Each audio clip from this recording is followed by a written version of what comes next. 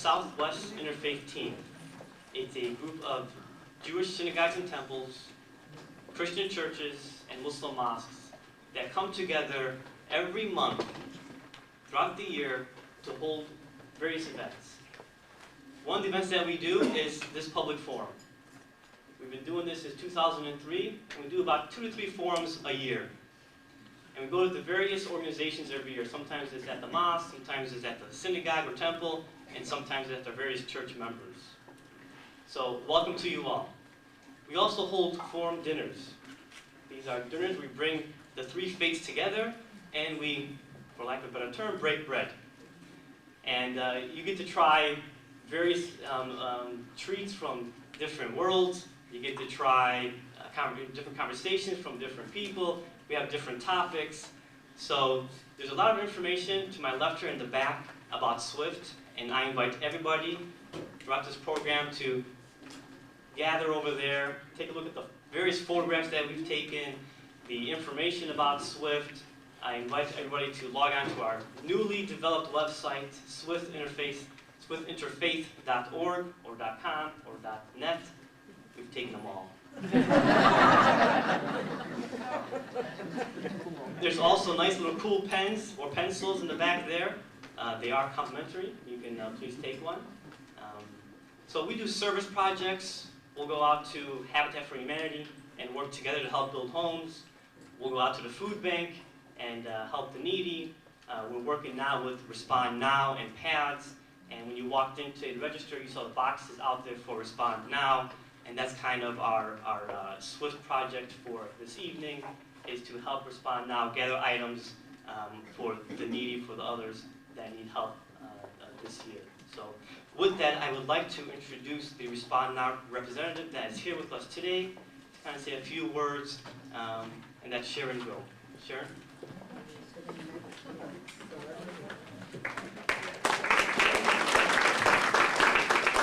Thank you very much. It's a pleasure to be here on behalf of our director, Carl Wolf. He lives in Indiana, so he's not here today, and I live in Orland Park, so it was a lot easier for me to come than for Carl. But we do appreciate all your donations today. Respond Now serves the needy in the southwest suburbs. We're based in Chicago Heights. We have a satellite site where we give food once a week in Sauk Village, and we serve people in Chicago Heights, Ford Heights, Sauk Village, Park Forest, and other areas. The needy come to us very humbly, asking for food, help with their rent, utilities. We try to help them in any way we can if they have a genuine need. And we try to be good stewards of the money that's donated to us, because so much of our funds come from United Way, from donations from churches and groups. And we were actually founded by a group like you that saw a need in the community and wanted to respond. And that's how Respond Now was born. They saw the need and they started Respond Now, and it's grown over the years. It was founded in 1969. So the items you brought today as a donation are items that we rarely have to give our clients. Rarely do we have laundry detergent, bars of soap, extra deodorant. So whatever you brought today, please know that we appreciate it so much, and our clients will appreciate it too. And thank you for doing this.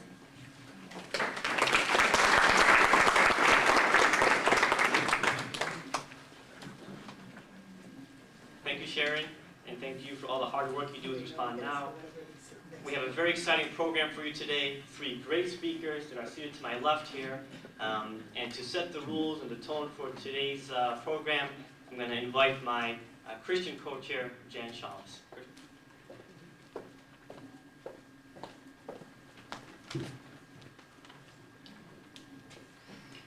Good afternoon. They don't make them for short people.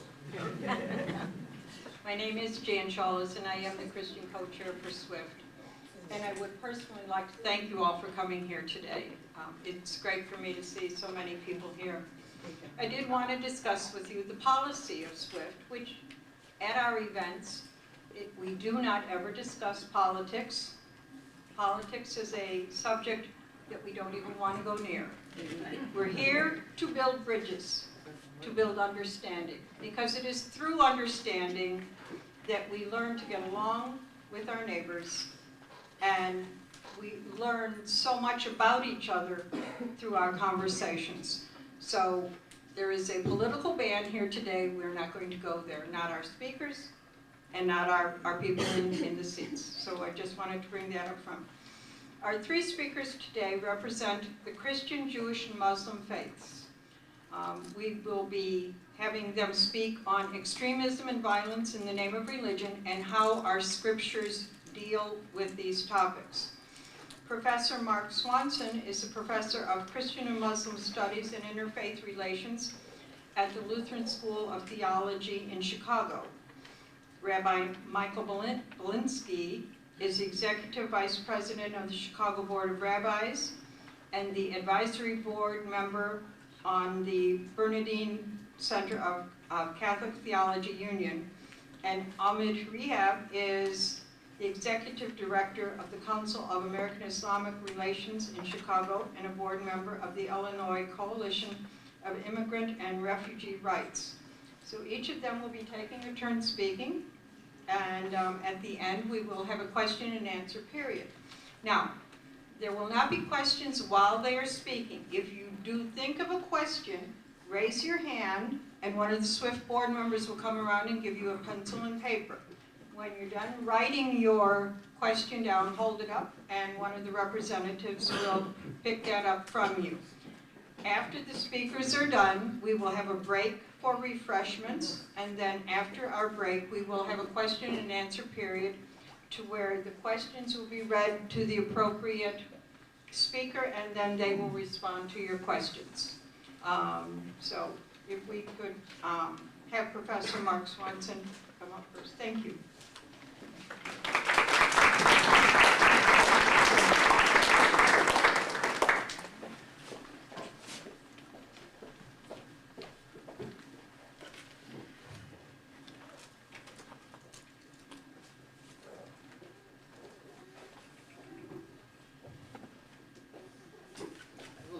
Get all my little bits and pieces arranged here. First of all, thank you very much. I want to thank the SWIFT, St. Michael's Parish, and all of you. It's a real pleasure and privilege to be here and to be a part of this particular panel today. By the way, can everybody hear me? Is this working all right? Good? No. No. Is this better? Yeah. Picking me up? Yeah. Okay, so we have to be careful, gentlemen. We'll have to be careful with the microphone here. What I would like to do is, it's not so much a talk as it is a series of just little points that I'd like to make that might be good as reflection starters. I do look forward to hearing my fellow panelists and then to the discussion that we'll all have together. I'd like to start with some reflections on the word extremism that we're using. And it strikes me that the word itself is perhaps just a little bit problematic. I think we need this word. We need something with which to label the indiscriminate violence of some folks, for which one then finds religious or ideological justification. That is, indiscriminate violence that the perpetrator claims to be somehow pleasing to God. We regularly use this word, extremist, in this sense, and I think it's useful to have a word. It's useful to have a word that we understand and that we share. The problem with this, of course, is that going to extremes, if we put it that way, rather than talk about extremists or extremism, going to extremes is not necessarily a bad thing. We all admire the saints of our traditions who have gone to extremes in their love of God and love of the neighbor. And we praise God, who, we might say, has gone to extremes in creating, preserving, and guiding us. Christians praise the God who, I quote, so loved the world that he gave his only Son. I think most Christians know that text from John 3:16. God goes to extremes. God so loved. God goes to extremes in God's love for humanity. And Christians strive to follow Jesus, who, Christians claim, I quote again, was in the form of God, but did not count equality with God a thing to be grasped, but emptied himself a little bit later the passage goes, and became obedient unto death, even death on a cross. Another famous passage, Philippians chapter 2. For the New Testament, God goes to extremes, but of course not in violence, but in love. Now, more problematic for me than the word extremism is the word often taken to be its opposite, that is, moderation. We decry extremist members of our communities, but then often try to describe the central teachings of our communities as moderate. But is that really a good word? That is, at least for anything besides the weather. For the weather, it's a very good word. We like moderate temperatures and moderate rainfall. Those are good things. But I do not want to be moderate in my love for my wife or my children. And I certainly do not want to be moderate in my love of God. I aspire to be not moderate, but rather passionate and wholehearted in my faith. And besides, this is a problem that I see regularly. There are many journalists, many religious commentators out there who regularly use the word moderate as a kind of code. That is, code for people who really don't believe in much of anything. And so you hear about, moderate Christians. We like moderate Christians. Well, what do they mean by moderate Christians? They might mean people who don't go to church, who don't pray, who don't read the scriptures, and who really don't believe in any of that Christian stuff. We find the same thing with regard, very regularly, we find the same kind of thing with regard to moderate Muslims, where what the writer is really saying is that we like moderate Muslims. That means Muslims who don't believe in the teachings of Islam. So the word moderate is problematic. I would say let's leave moderate for the weather. But we can use extremist, but remembering that we're using this word in a particular way, in connection with indiscriminate violence and an attempt at a religious justification for that violence. Now, I've already quoted some New Testament passages. What I'd like to do, forgive me, I'm a seminary professor, and I'd like to read one of my favorite passages. This is from the 12th chapter of St. Paul's letter to the Romans. I'm starting at verse 9 and reading out of the Revised Standard Version. Let love be genuine. Hate what is evil. Hold fast to what is good. Love one another with brotherly and sisterly affection. Outdo one another in showing honor. Never flag in zeal. Be aglow with the Spirit. Serve the Lord. Rejoice in your hope. Be patient in tribulation. Be constant in prayer. Contribute to the needs of the saints. Practice hospitality. Bless those who persecute you. Bless and do not curse them. Rejoice with those who rejoice. Weep with those who weep. Live in harmony with one another. Do not be haughty, but associate with the lowly. Never be conceited. Repay no one evil for evil, but take thought for what is noble in the sight of all. If possible, so far as it depends upon you, live peaceably with all. Beloved, never avenge yourselves, but leave it to the wrath of God, for it is written, vengeance is mine, I will repay, says the Lord. No, if your enemy is hungry, feed him. If he is thirsty, give him drink. For by doing so you will heap burning coals upon his head. Do not be overcome by evil, but overcome evil with good. You can follow on from there to other passages. The New Testament is full of them. Just in the next chapter, in Romans chapter 13, we have St. Paul's words on the love commandment. The one who loves his neighbor has fulfilled the law. The commandments, you shall not commit adultery, you shall not steal, you shall not covet, and any other commandment are summed up in this sentence, you shall love your neighbor as yourself. And later on in the epistle to the Galatians, I'm looking at Galatians chapter 5, we have a list of the fruits of the Spirit.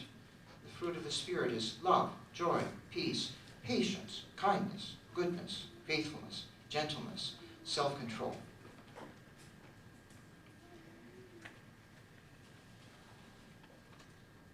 A striking feature of all these passages from the Apostle Paul, with their emphasis on the love of neighbor and even the enemy, the renunciation of vengeance, their emphasis on patience, kindness, and gentleness, is that they come from someone who may provide us with the New Testament's fullest description of an extremist. That is, Saul of Tarsus, who later became the Apostle Paul. Now, many of you will remember the story as it is told in the book of Acts. Saul is introduced to us at the end of chapter 7. That's the story of the first Christian martyr, as Stephen the deacon was being put to death by stoning. Remember, Saul kept an eye on the cloaks of those who threw the stones, and the author states plainly that, I quote, Saul was consenting to his death. That's Acts chapter 8, verse 1. A chapter later, we are reintroduced to Saul, who was, we read, quote, still breathing threats and murder against the disciples of the Lord, end of quote, and who set out for Damascus to seek out and arrest any followers of Jesus that he found there. Now, you know that it was on that road to Damascus that Saul had an experience, an encounter with the risen Jesus, that changed him from persecutor of the church to that church's great missionary. Later, in the letter to the Galatians, Paul the missionary recalled his past, that he once, I quote, persecuted the church of God violently and tried to destroy it, and that he did so as one who was so extremely zealous for what he called the traditions of my fathers. Here we have the portrait of someone we might call an extremist. He is breathing threats and murder, ready to use violence, consenting to, what shall we say, an extrajudicial execution. All this with the conviction that it was God-pleasing and that it somehow fit into God's plan. But then, the New Testament tells the story of his conversion, so that Saul the extremist became Paul the apostle of Christ, who taught what? The love of neighbor and even the enemy, the renunciation of vengeance, and patience, kindness, forbearance, gentleness. In this interfaith forum, I would like to go back to the passage from the 12th chapter of the letter to the Romans that I just read a minute ago, and lift out one section in particular. It reads like this: contribute to the needs of the saints, pursue hospitality, bless those who persecute you, bless and do not curse them. This is an interesting and I think extremely significant threefold command. In the first place, we have St. Paul's exhortation with regard to fellow members of the Christian community. St. Paul says, contribute to their needs. At the end, this is number 3, we have his exhortation with regard to those who are persecuting the Christian community. I quote, bless them, do not curse them. And then what of the middle? Here, in the middle of this sequence, what do we expect? We expect St. Paul's exhortation with regard to those who are not of the Christian community, but also who are not persecuting it.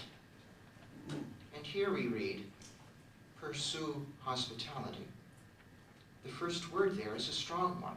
It's not just practice hospitality, but pursue it. Actively seek out every opportunity for its exercise. Now, we could spend a lot of time. We could spend an entire lecture on this. I want to say that I think it points to a central New Testament theme which has direct application to interfaith relations. With respect for Christians, with respect to neighbors who are not Christians, St. Paul says, pursue hospitality. Pursue hospitality. And by the way, I think this is another occasion to thank Swift and to Father Paul and to the community of St. Michael's for your hospitality today. The center of the New Testament witness is the death and resurrection of Jesus. The death of one who did not oppose violence with violence, but, Christians believe, in his determination not to be compromised in his love, loved his sisters and brothers right to the end, and absorbed violence into himself in order to overcome it. That is the center of the plot of the New Testament narrative. And that is the witness to which those of us who are Christians are continually called to return, even as we realized just how often the church has abysmally failed at living out these central Christian teachings, these teachings of the love of God and the neighbor, even the love of the enemy and the renunciation of vengeance. This failure can be seen in a variety of places. Many of them have to do with ways in which the cross of Christ has been misinterpreted and badly lived out. Let me name a couple very briefly. First, very early on, many Christians decided that they needed to ascribe blame for the death of Christ. And for long centuries, the idea that the Jews were to blame for the death of the Son of God has been a blight on Christian teaching. Second, when Christianity became the favored and eventually official religion of the Roman Empire, the symbolism of the cross of Christ was radically transformed. Many of you will remember the story about Constantine before the Battle of the Milvian Bridge, which allowed him to enter Rome and to claim the imperial throne. You remember how he had a vision, it is written, of a heavenly cross, and heard the words Teutonica, in this conquer. And with that, the sign of Christ's refusal to oppose violence with violence became a talisman of Roman imperial power and military victory. And we can follow this military symbolism of the cross all through Christian history, from Constantine and the Christian Roman Empire through the medieval Crusades, and right up to a hymn that I sang in Sunday school as a boy. Onward, Christian soldiers, marching as to war, with the cross of Jesus going on before. I see some of you know it. How many of you sang that song? Okay. I can't sing it anymore. What an irony, though, if we think what has happened, what happened through the course of Christian history to the symbol of the cross. And a third point, too briefly. Making sense of the cross was obviously a great challenge to Christian theologians, who sometimes have been tempted by explanations that pictured God the Father as requiring and even desiring Christ's violent death in order to show mercy to the world. With that, there's the possibility of reading violence right into the very heart of God. We can talk about that, but that too takes another lecture. I was asked by the organizers to say something about what the scriptures say about the concept of just war. Here I can be very brief. With respect to the New Testament, it doesn't discuss the concept of just war. Indeed, it's very hard to see how the passages that I read earlier can be brought to bear in a discussion of just war. Repay no one evil for evil. Never avenge yourselves. But later Christian theologians, who lived in a world like ours, much given to warfare, participated in a common human search to try to find some ways to put limits on violence, and in particular, to find some ways in which the commandment to love the neighbor and simply the Ten Commandments might mean something in time of warfare. Thou shalt not covet. Thou shalt not covet thy neighbor's lands and resources. That is not a just cause for warfare. Or, in the midst of warfare, commandments such as thou shalt not kill, thou shalt not commit adultery, thou shalt not steal. Translate, thou shalt not rape and pillage. They do apply. They apply to non-combatants, and non-combatants have to be distinguished from the soldiers one is fighting. But this is, these are later developments. I think I'll quit here. Thank you very, very much for your attention, and I look forward to our conversation later.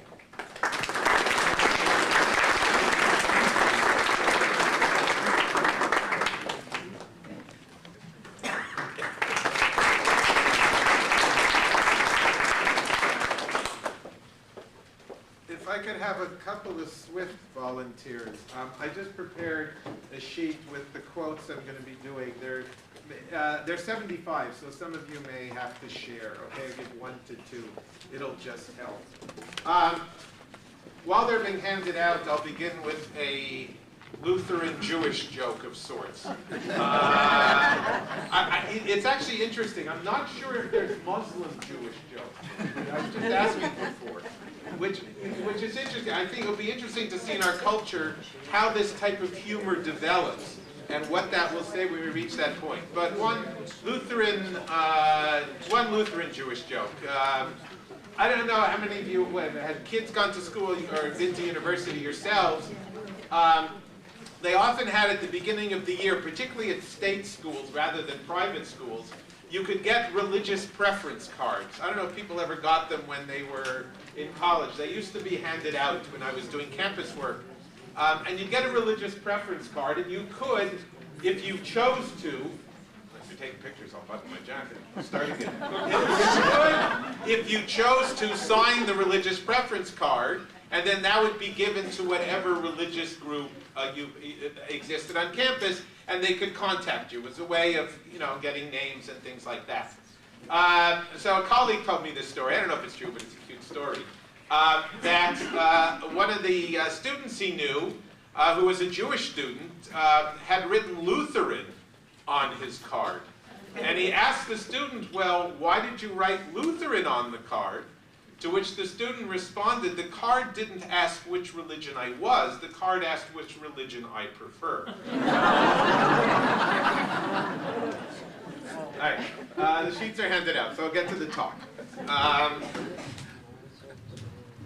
Which also begins with sort of an anecdote. I don't know if it's that funny. And it's also probably one that's not true, but it still indicates something. And also I thank Professor Swanson for giving me 5 extra minutes and yielding 5 of his minutes. That was a joke too. Anyway. The story is told of a Jew, we will call him Beryl, who at some point near the end of the 19th century went from his small town in the Ukraine with maybe 15 Jewish families in the town. And he went to visit Odessa, the big city on the Black Sea, where there was a community of thousands of Jews. When Beryl returned to his village, his friend asked him, how was his journey? And Beryl said it was wonderful. His friend then asked Beryl, well, did you meet any Jews there? And Beryl replied, oh yes, of course. And it was astounding. As soon as I got to Odessa, I met a Jew who was a communist. I met a Jew who was a capitalist. I met a Jew who was deeply observant and meticulous in his religious observance. And I met a Jew who was a free thinker. I met a Jew who spoke only Russian, and I met a Jew who spoke only Yiddish. I met a Jew who studied in the yeshiva, the traditional Jewish academy, day and night. And I met a Jew who had a PhD and taught at the university. Beryl's friend replied, Beryl, Odessa's a big city. Our town, we only have 15 Jewish families. But Odessa, what is so astounding about meeting so many different kinds of Jews? Beryl replied to his friend, you do not understand. What was so astounding was that all these kinds of Jews were the same person. I'm only describing the first Jew I met. Now, I begin with this story because if it was true of the Jews of Odessa, I think it's also true of ourselves within our religious communities. And to echo a little bit what Professor Swanson said, we are ourselves both passionate, and sometimes I'll use the word moderate for now. We have both within ourselves extremism towards certain ideals and other ideals to which we shy away from. And as well, if we look at our traditions, I think we find both loving and embracing passages as well as extremist passages. I can look in the Torah, the first 5 books of the Bible, Jewish sacred scripture, and see love the stranger, because you were strangers in the land of Egypt. And I can look in the Torah, in Deuteronomy, for example, and find passages that say if your closest friend leads you into idolatry, you must take the lead in killing him. In truth, we cannot dismiss extremism from our traditions, and truth be told, as was just said also, it is a certain kind of passionate extremism that has allowed our traditions to survive. The critical question for us is how we navigate these sources of extremism which come from our sacred texts and how we address their impact. What we cannot do is excise them and pretend they are not there. Indeed, after 9/11, I worked on some educational material in a previous position I had. And I worked on some educational material for the Jewish community. I introduced it as follows. The horrible acts of September 11th have raised questions on how a religious tradition reads its sacred text that define the other and sanction violence against them. As many have begun to look at texts of violence in other communities, it becomes imperative for the Jewish community to begin investing its own sacred texts of violence. Strategies employed in reading texts that advocate violence to the other cut across religious lines. It is hoped that through this session, the material I had prepared, and perhaps today as well, participants will gain knowledge of how Jews have addressed these concerns and enable them to participate with a critical eye in interreligious discussion.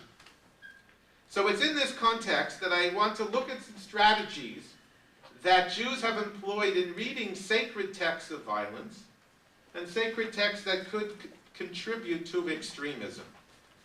We must first remember that in this context I'm dealing with sacred texts. Texts that are understood to carry with them divine sanction and authority. And as I mentioned, excision of these texts is not an option. Secondly, and this is very important certainly from a Jewish point of view, when we speak of sacred texts in Jewish tradition, this goes way beyond the Bible or Scripture. While Bible may be a foundational text, it is an act of heresy for a Jew to behave based exclusively on what does the Bible say that I should do. Rather, I make my decisions and read my sacred texts and scriptures through the lens of Jewish interpretive tradition, which for me is authoritative. I want to make sure you understand that point, all right? If I were to try to figure out, gee, what should I do? Let me open up the Bible, it'll tell me what to do. That for me is fundamentally an act of heresy. Now certainly what I'm going to do is based on the biblical text, but it's based on it as read through the lens of Jewish tradition and rabbinic tradition. So let's take one example of an extreme violent text, and we'll see how it plays out. And here you can look at the first couple of texts on your sheets. This is taken from Deuteronomy chapter 25. Based on a text in the book of Exodus, we have it there. So in Deuteronomy chapter 25, we have towards the end of the chapter, remember what Amalek did to you by the way when you came out of Egypt. How he, and Amalek here is a tribe, how he met you by the way and struck at your rear all who were feeble behind you, when you were faint and weary, and Amalek did not fear God. Therefore it shall be when the Lord your God has given you rest from all your enemies around in the land which the Lord your God gives you as an inheritance to possess, then you shall blot out the remembrance of Amalek from under the heavens. You shall not forget it. And blot out, you can understand what blot out means. Now this is based on the book of Exodus chapter 17. After the Jewish people had crossed the Red Sea and coming out of Egypt, it says simply in verse 8, and it's the next text you have, Amalek came and fought with Israel in Rephidim. So Moses said to Joshua, pick men for us, go out, fight against Amalek. I'll go up on the hill tomorrow with the staff of God in my hand. Joshua did as Moses told him to fight against Amalek, and Moses, Aaron, and Hur ascended to the top of the hill. Came to pass when Moses would raise his hand, Israel would prevail, and when he would lay down his hand, Amalek would prevail. Incidentally, in rabbinic tradition, reading this text, it asks the question, you mean to tell me Moses' hands changed the direction of the war? That's exactly the way the question's raised in Hebrew. You mean to tell me that?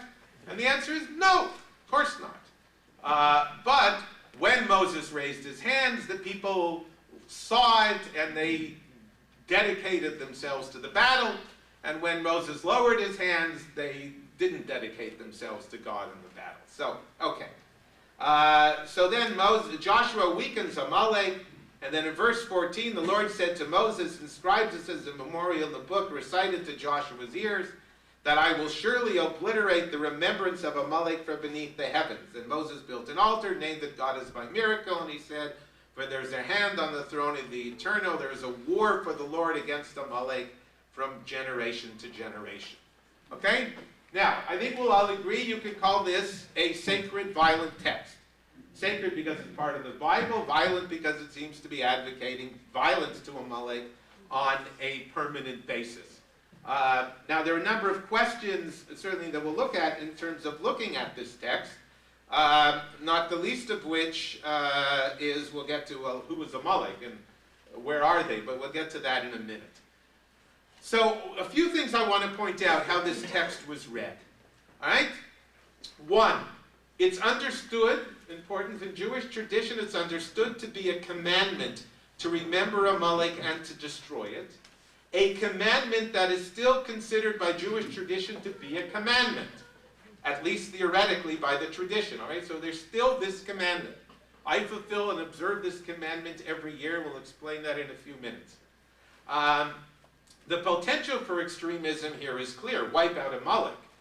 And yet what's striking in the tradition are a number of lenses that are used to understand this text.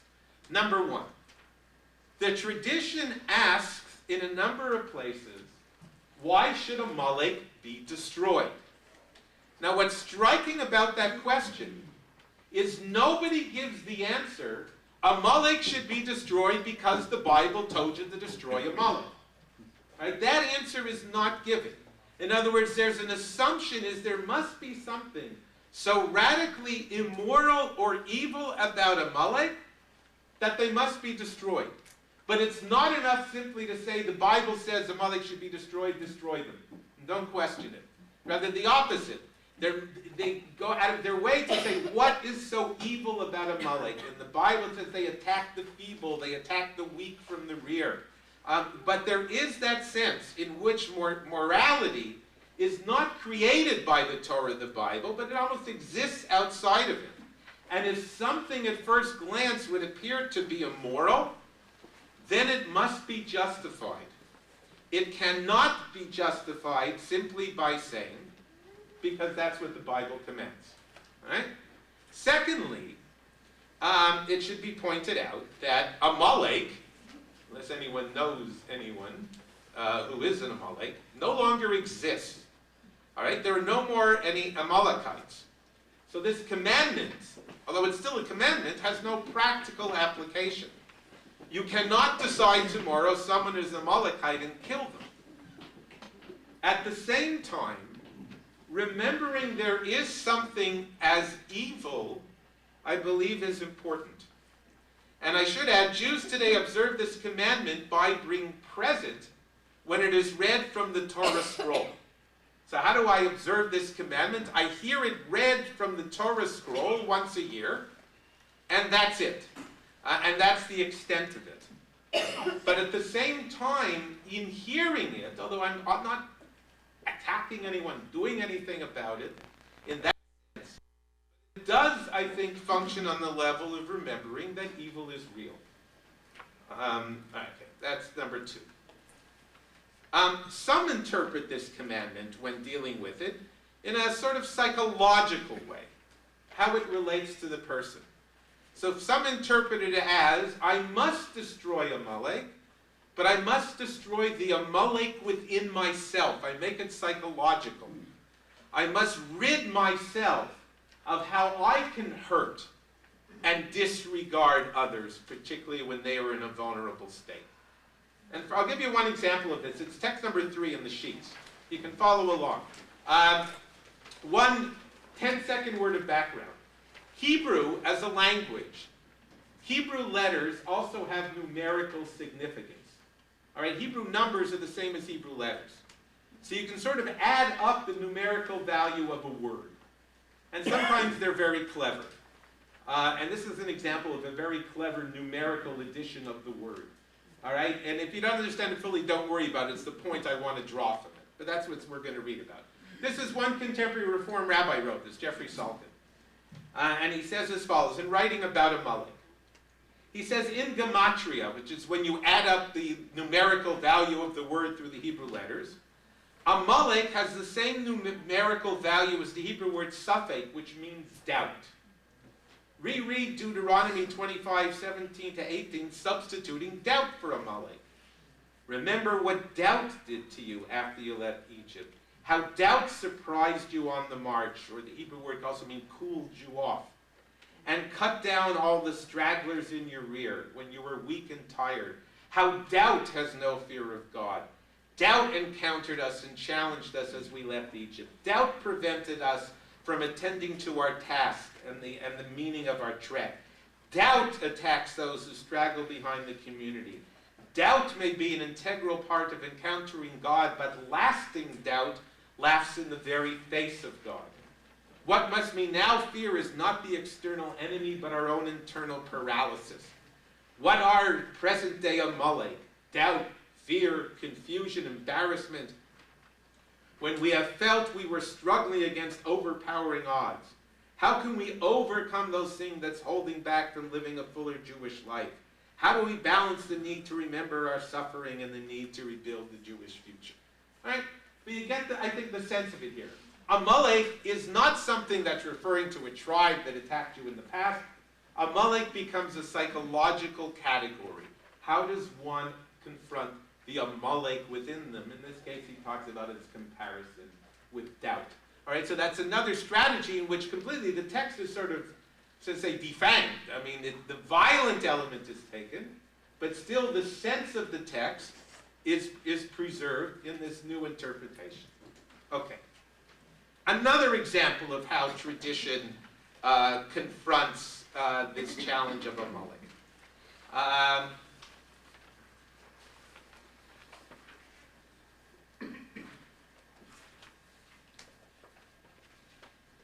Another way tradition is, 5 minutes? All right, I think I'll do it. But you held up the sign really well. I hope you haven't been holding it up for the past 10 minutes. Yeah.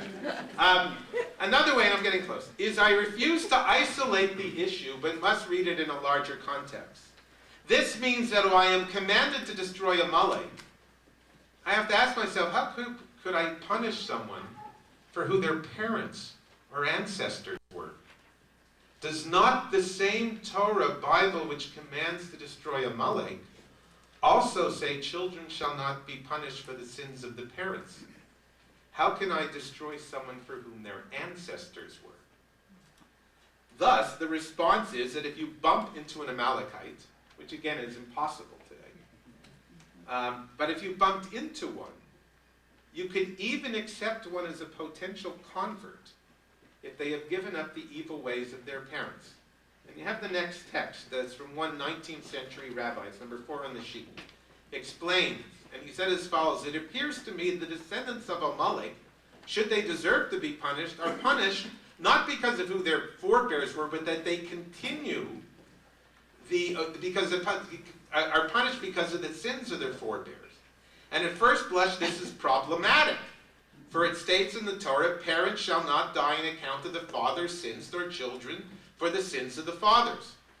All right, so what must it be? It must be known before God, if you bump into them and they still hate you, hate is rooted in their heart, if they continue to act in the way of their forefathers. However, if they have repented from their ways, they no longer continue in the path of their forefathers, and are no longer held responsible for the sin of their forefathers. So what's going on here? He's saying in this case, the text works against itself. I cannot isolate one text from another. Because I know on one hand, one text may say, destroy Amalek. On the other hand, another text says what? Love the stranger. I must love the stranger, but then I have to ask the question, what if the stranger is evil? And this is the true struggle of reading Scripture. And I really think it's the power of Scripture, which is to complicate matters and not simplify them. what makes it sacred. The danger of extremism is to lose the complexity and to read Scripture in a simple way.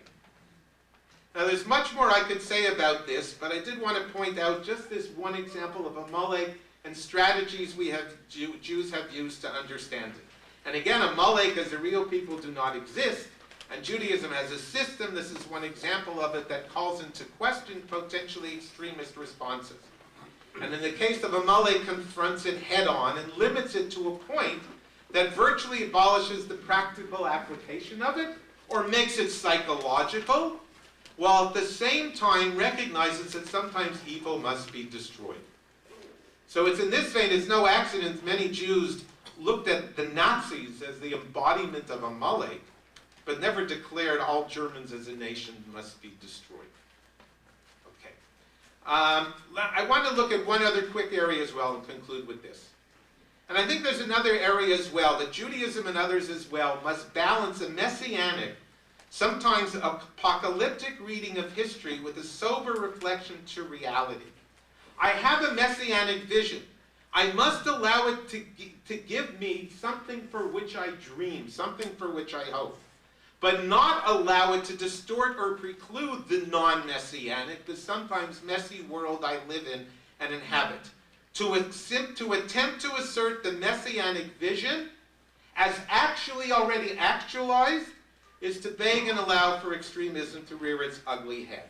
And to conclude, I just want to read the second half of a poem by the Israeli poet Judah Amichai. It's number 5. It's a little prose part of a poem at the end. And he says as follows: "Once I sat on the steps by the gate at David's tower. I placed my 2 heavy baskets at my side. A group of tourists was standing around their guide, and I became their target marker. You see that man with the basket? Just to the right of his head, there's an arch for the Roman period. Just to the right of his head. But he's moving. I said to myself, redemption will come only if their guide tells them. You see that arch from the Roman period? It's not important. But next to it, left and down a bit, there's a man who has bought fruit and vegetables for his family." Amichai reminds us here that the danger of extremism is to see only the glories of the past, to reimagine the glories of the past and to violently impose them on the present, and to lose sight of what is really the important piece, which is the man who has brought fruit and vegetables for his family. Any religious extremism that loses sight of the man and his fruit and vegetables is potentially very dangerous. Stop there. Thanks.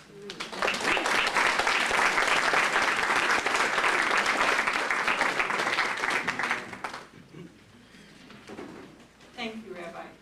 I want to remind you folks that if you do have any questions, raise your hand. Someone will put a paper and a pencil in it. You write down your question, and then they'll pick it up from you. If we don't have very many questions, we'll have an early evening.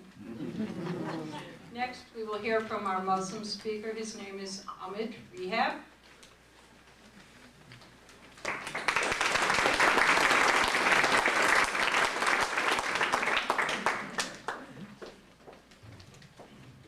Tall people always suffer with microphones.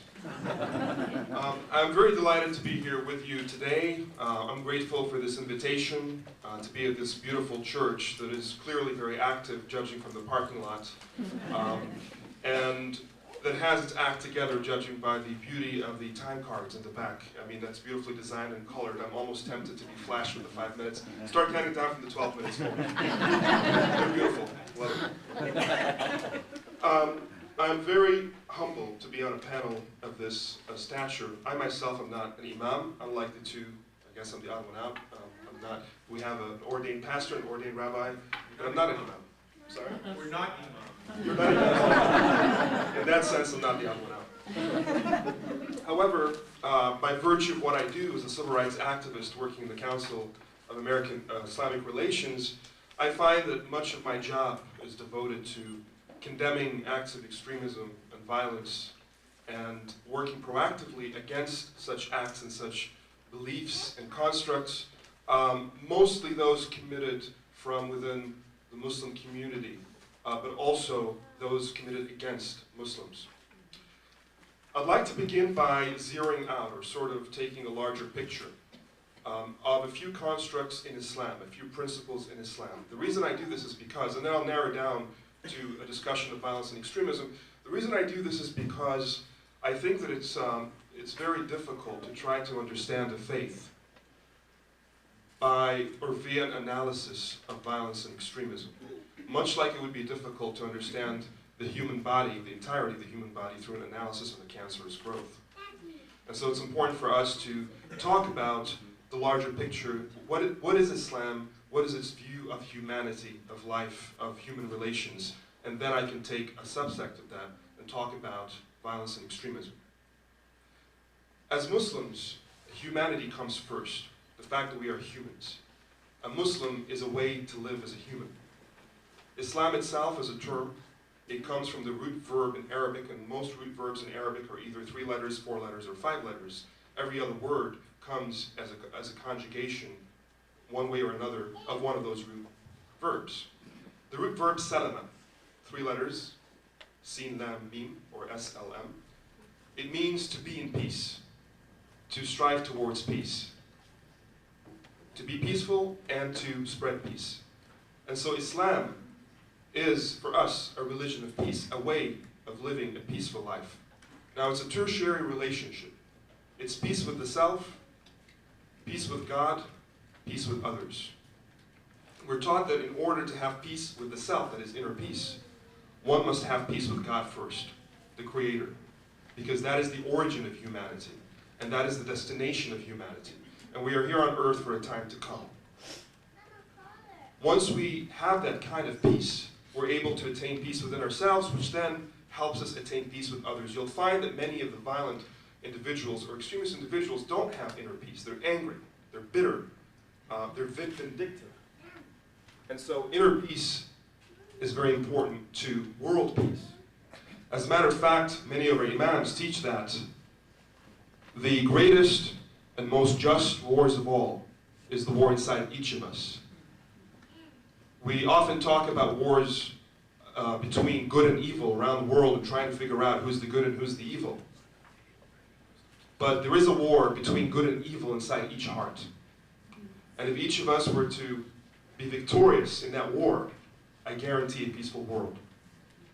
It all starts from within. Now, moving from the word Islam and what that means, and then to another very important construct, and that is iman, or belief. Now, iman as well comes from a root verb. In this case, it translates to secure or security. So to be a believer is to have inner security. As a Muslim, you have inner peace. As a believer, you have inner security. So both of these very important religious terms are very much paired with a sense of peace and security. When we talk about violence and extremism, and I do agree with Professor Mark Swenson that these terms need to be operationally defined. I think we understand what most of us are talking about. But just to say a couple of words about that. Extremism and moderation. If we were to accept, for the sake of the discussion, that we're talking about extremism that is bad, not the extreme in good or the extreme in the love of God, or etc., and then moderation meaning to be balanced in one's approach to things, not to go into the bad extreme. Then let me state that a very important teaching in Islam by the Prophet Muhammad, peace and blessings be upon him, the Prophet of Islam, is that my nation, meaning the Muslim people, are a people of the middle way, a people of moderation. Meaning that in everything that we do not aspire to the extreme. In some cases, yes, even the good extreme, we're taught to avoid. Meaning, if prayer is good, I should pray 5 times a day. I can do extra voluntary prayers. But if I pray all day, every day, then that's considered bad. Because then I'm not working. I'm not a bread bringer. I'm not feeding my family. I'm not contributing to the economy or to society. I'm not doing other important acts of worship that I'm instructed to do. So we are a people of moderation, a people of the balance. The balance is another very important construct in Islam that Allah or God speaks about, the mizan, which means to try to attain a balance in everything that you do, and the most important balance for this life is that of justice, the balance of justice. Going back to the general picture, God created human beings, again, our belief in Islam, and we were brought down from heaven to earth, same story as in the Bible, as delegates of God on earth, instructed to live a godly life, a righteous life, but given the absolute freedom to choose whether to do that or to do the absolute opposite or anything in between. And so the laissez-faire, or the let it be, or the libertarian approach is actually very Islamic. And it's mind-boggling to me to hear the religious interpretations that come out of extremist Muslims, particularly terrorists, about how they believe that it's in their own hand, and violently so, that they should force people to believe one way or another, to live one way or another. And it comes to, as a shock or a surprise at least, to many Americans or many in the West, to hear a Muslim identify and define Islam as a libertarian faith. But I'll quote for you some verses that will substantiate that, and the general, I think, belief of many of the Imams is that in order for one to achieve the reward of faith, it has to be voluntary. If I am to do good work, it has to come from my heart, from my own desire. If I'm forced to do something that is good, would it even count if my heart is not in it? And so for God, it has to be a choice. It has to be your choice. And for us as believers in God, we have to respect that and respect the freedoms of people, to believe or not to believe, to be Muslim or not to be Muslim, to live this way or to live that way. Pluralism is very much a part of the Islamic worldview. And so, while we are given this opportunity to make choices, and it has to be free choice for each and every one of us, and as we engage in these internal battles, at the end, when the time comes, and the time will come for each and every one of us, none of us will be here forever, and we pass on to the next world, we will reconvene, meet again with our Creator, and then be brought to answer for our choices. God is the ultimate judge, not human beings. God judges people. Now, it also says in the Quran, مَنْ شَاءَ مِنْكُمْ فَلْيَأْمُنْ مَنْ شَاءَ مِنْكُمْ فَلْيُكْفِرْ, which means those of you, humans, who wish to believe, then believe. And those who wish to not believe, let it be so. It's a choice. The Quran 25:63 says, the worshippers of the All-Merciful, of Allah, are those who tread gently upon the earth. And when the ignorant address them, they reply, peace. Peace be upon you. So this is a higher level of nonviolence and non-extremism, that even when you're taunted, and this verse was brought down to the early Muslims when they were facing persecution and taunts from others.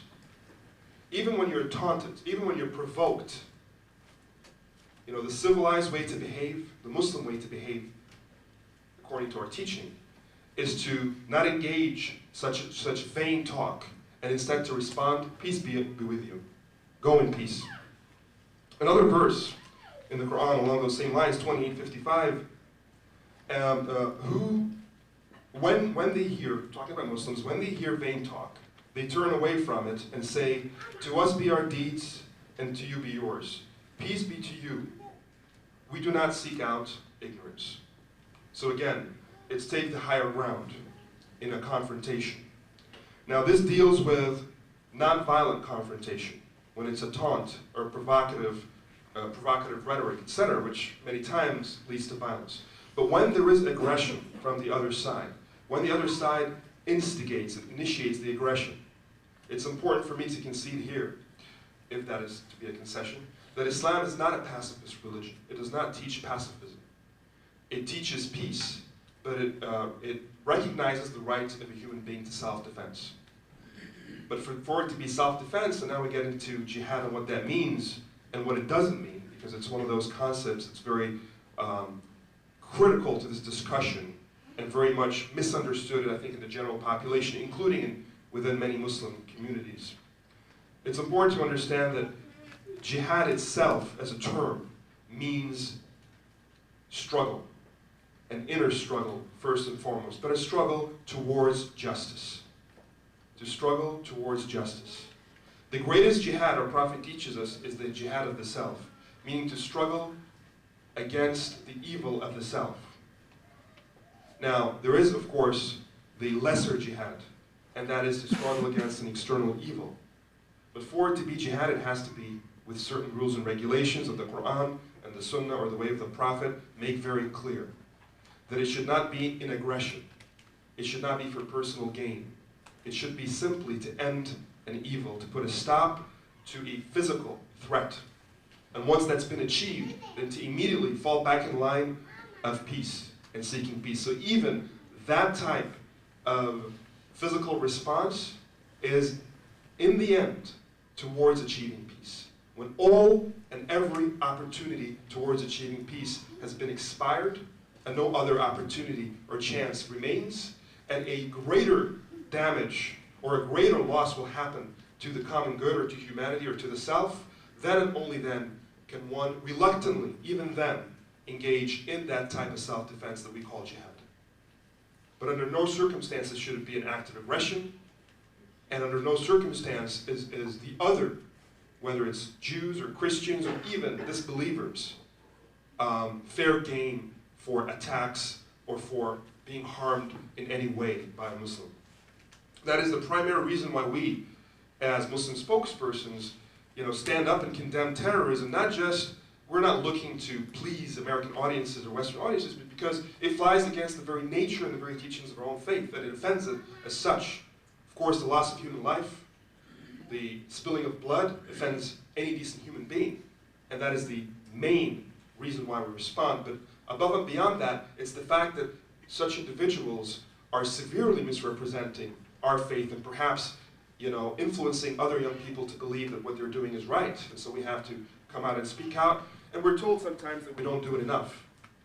But, you got to do what you can and hope that people hear. Often when I'm faced with the media, they say, where are the modern Muslims? You don't condemn this, you don't condemn that. I ask them, where do you expect me to condemn it? Do you expect a fax to your house or an email to your own personal email address? Go to my website. That's where I have control over what I say. And of course, we send press releases to each and every media outlet that we can. But at the end of the day, it takes one to speak and the other to hear. It takes two to tango when it comes to understanding and coexistence and cohabitation. Now, within Islam, and again, it's completely, it flies against what you will hear from extremists or individuals or communities like Al-Qaeda. Islam recognizes Judaism and Christianity as a religion of God, as a faith of God. I think they're messing with my microphone right now. As a matter of fact, the Quran states in verse 569, surely the Jews, Christians, Sabians, those who believe in God on the last day and do righteous work, their rewards is with their Creator, and no fear shall be on them, neither shall they sorrow. So that's a statement of acceptance, and acceptance goes beyond tolerance, or mere tolerance. Likewise, without getting into much detail or, of the bureaucratic nature, but we as Muslims, the kosher food is considered halal food for us. We can eat kosher. So there's a lot of commonalities, and there's a sense of this is a religion that is accepted or to be respected. Likewise with Christianity. As a matter of fact, a verse in the Quran, 582, you will find the nearest in love to the believers, to Muslims, are those who say, we are Christians. That is because amongst them are priests and monks, and they are not proud. So it's very difficult for me to understand how an extremist or a violent Muslim can engage in attacking the so-called infidels, being Christians or Jews, when you have verses like this in the Quran. Of course, I understand the complexity of what interpretive or interpretations of texts can do. And I agree with Rabbi Belinsky that interpretation is a very important aspect of understanding faith, and different people can interpret different things differently. Of course, there are verses in the Quran that can be misinterpreted towards violence. And there are also verses in the Old Testament and the New Testament that can achieve the same unwanted or undesired effect or result. And indeed in the Muslim case it has, and likewise in the case of Jews and Christians historically as well. Perhaps we're living in a time in which those Muslims who misinterpret the texts pose a greater danger to those of us living in the West. And there are historical and political reasons for that. We were told not to get into politics. It's very difficult not to get into politics when you're discussing these things. I won't get into that. We're close to running out of time. Anyway, but suffice to say that in many cases, while these individuals and these organizations are quick to justify their acts through their religion, an analysis by scholars and pollsters and other forms of intellectuals, it seems to agree that for the most part the motivation is political. The motivation is political in one way or another. And that in order to attain a certain level of legitimacy or respect or acceptance in a community that is for the most degree religious, or at least respects religion, religious justification comes about. There are those amongst them who sincerely believe that is what the religion teaches. While they're in the minority, the damage that they do affects the majority greatly. And so it is a struggle for Muslims that we are dealing with today, and that is playing out as we speak. If we can look further into the Quran, and we talk about the issue of a just war, exempt those with whom you have concluded a peace treaty, with those with whom you're in peace, and those who come to you with hearts unwilling to fight you. Do not fight them. Had God willed, he could have placed them in power over you, and they would have made war on you. Therefore, if they leave you alone, refrain from fighting them and offer them peace. God does not want you to go against those who are in peace.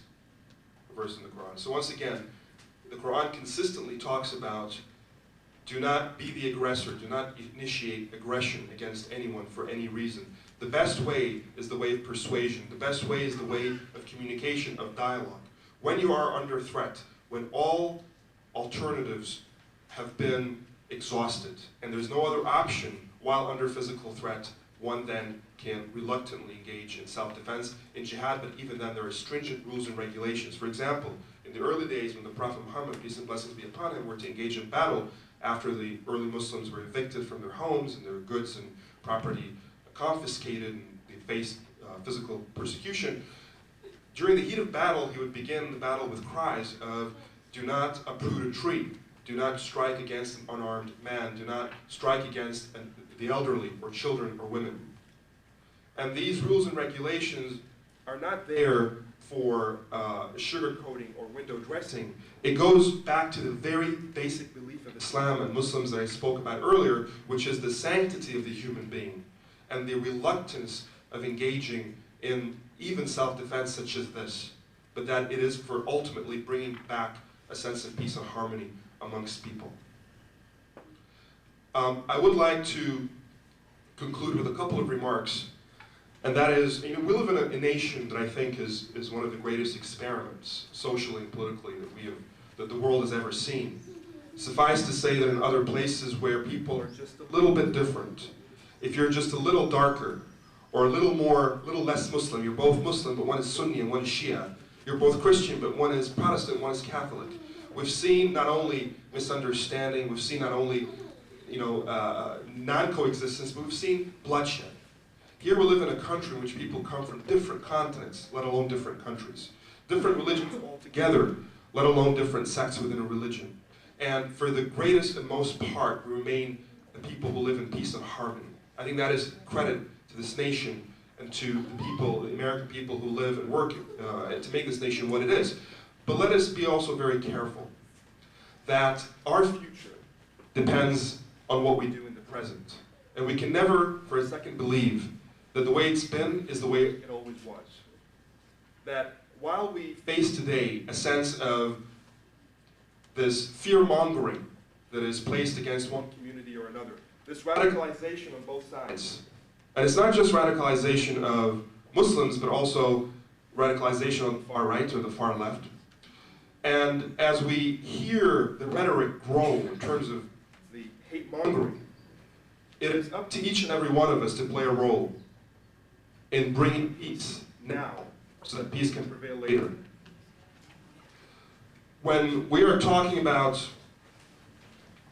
a clash of civilizations, an unsubstantiated theory that strikes fear in the hearts of many Americans and many in the West, that we are facing a global war between religions, soon to come. It is up to the rest of us who understand our spiritual scriptures and our texts and the real underlying soul and spirit of what it means to be righteous and godly, to remind people that there is not a clash of civilizations, but a harmony of good, a harmony of civilization. The reason why I say this is because any clash that has happened or will happen is usually a clash between extremists of both traditions or both sides. And that harmony is left to be at the hands of those who are, for lack of better terms, on the moderate side or in the mainstream side of whichever side. So it isn't Muslims versus Christians, as I often say in the media. It's extremists in the West versus extremists in the Middle East that are having this so-called clash. And that those of us who believe in humanity, in peace, in harmony, in coexistence, whether you're on this side of the fence or that, you're on one side. And to me, that is the hope that we have moving forward. I do believe that it's also important to differentiate between the misapplication of a spiritual text by members of a particular community and the authentic sources of that text. And also to understand the scholarly, mainstream, endorsed interpretations of that text versus the marginal, sort of underground misinterpretations. I conclude with that, and I thank you very much.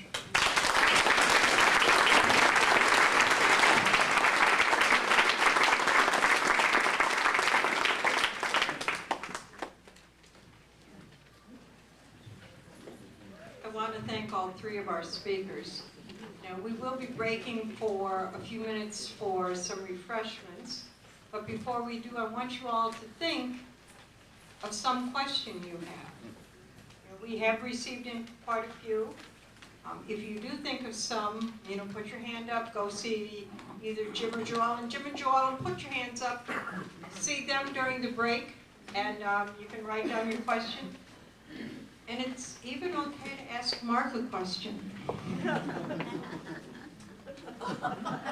Maybe you answered all their questions, I don't know. But it's okay. I know we're in a Christian building here, and we may not want to upset the Christians, but you can ask Mark a question. It's okay, guys. All right, refreshments in the back, coffee and liquid refreshments, cookies over here. We have a little quirky mic here. I'm Betty Murray. I'm a member of the parish of St. Michael's, and on behalf of all of the people who are here today, I'd like to welcome you myself. I'm on the board of SWIFT. I've been on the board of SWIFT for, I'd say maybe 5 or 6 years now. Lost count.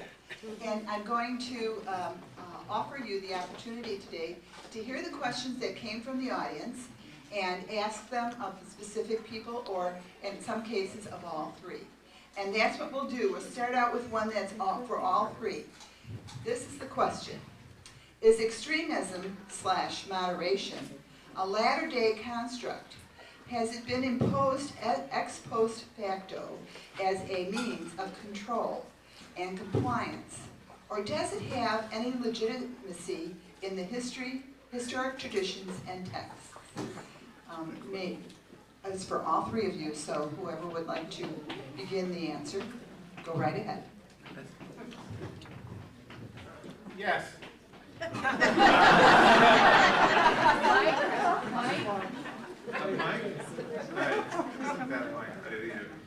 I guess you all heard that. I think that I'll relate it specifically and raise it in a Jewish context specifically.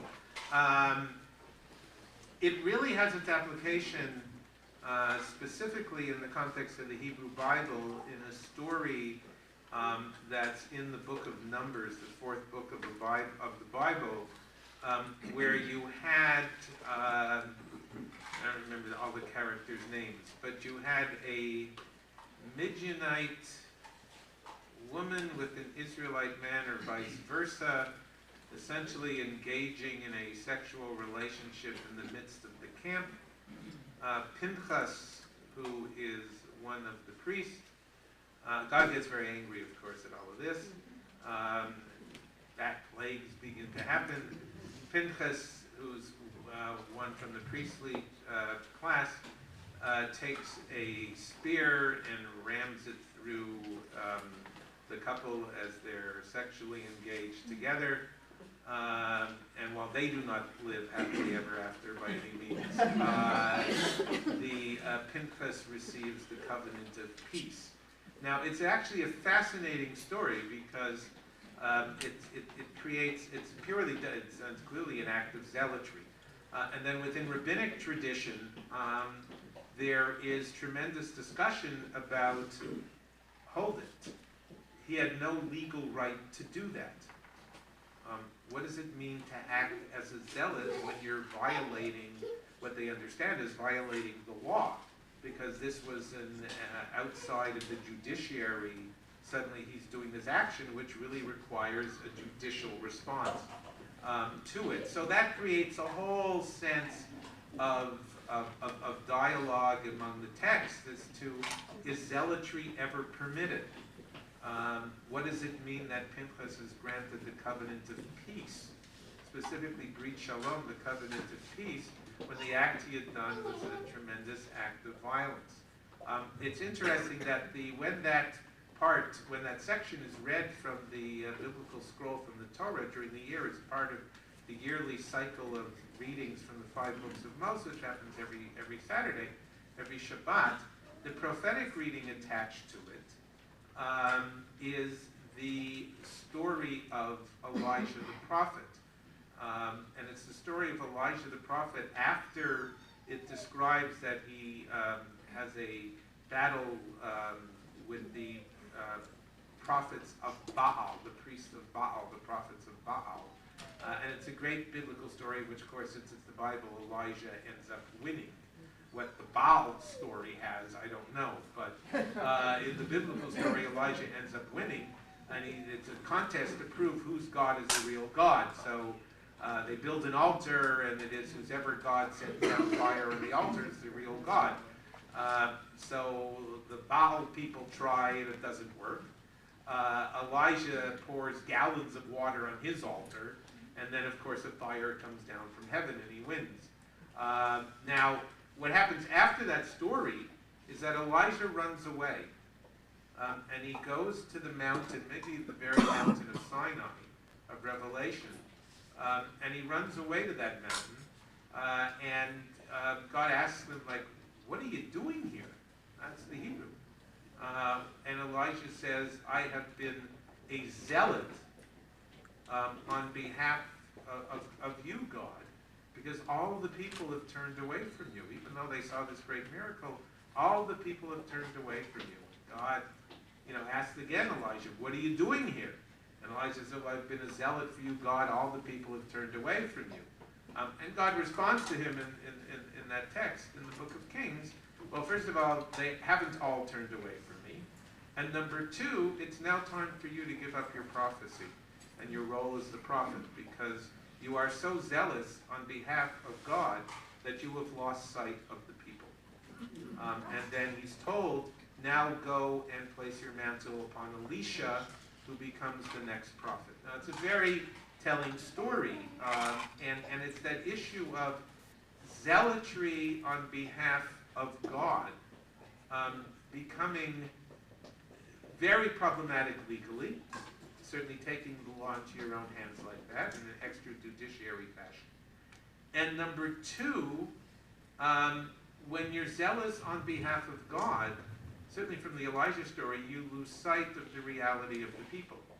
And what becomes much more the favored rabbinic model is those who are zealous on behalf of the people and willing to let God worry about God.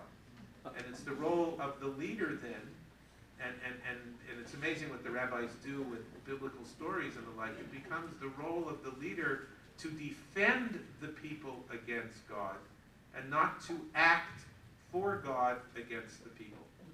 So that's why I answered yes.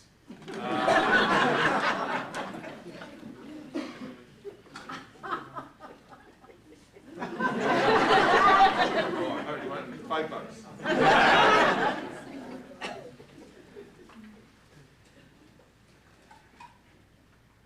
Thank you for the question. That's a very interesting one. Since I spent so much time talking about extremism and moderation, I had better say something in response. This is a real possibility, of course, that we come up with these terms and then use the terms where one term basically means this is what we approve of and the other term means this is what we don't approve of. And we can use those as a kind of means of control, which I think is why it's important constantly to be talking about what do we mean by these terms and defining these terms. And that's what I just heard Rabbi Belinsky doing. What does it mean to be zealous? And zealous for the Lord, zealous for the people. You have this ongoing conversation about what does it mean to have zeal. We can do this with extremism, and one of the things I tried to do in my talk was to define that rather carefully. We have a little bit of we could have a conversation on the moderation term. What Mr. Rahab was doing was saying, well, we can use the word moderation, but remember then that we're talking about balance and responsibility and things like that. That's great, I don't have any quarrel with that. What I do want to do is question the times when people use the word moderation, where they're really talking about half-heartedness, insincerity, or just being merely nominal in one's religious belief.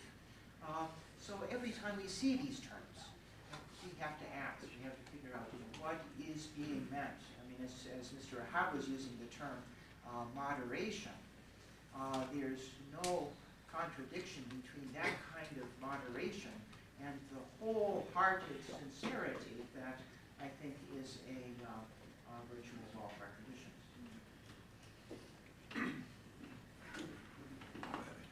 I think that extremism and moderation are human constructs, first and foremost. Meaning that whether you tend to be someone who is, again, defining extremism as being overzealous or irresponsible or mischievous in any way, or whether you're someone who's balanced for the good and the common good and compassion, etc., that tends to be a human paradigm, not something that comes out of text or out of a paper. I think all faiths, and I speak for the Abrahamic faiths as a Muslim, I believe that all three of them were God-sent. The messages that came upon the Prophet Muhammad, and for us, as we call him, the Prophet Jesus and Prophet Moses, I think that the cornerstone of each and every one of these faiths was compassion. And that if someone were to engage in a non-compassionate life, then they're not following that faith.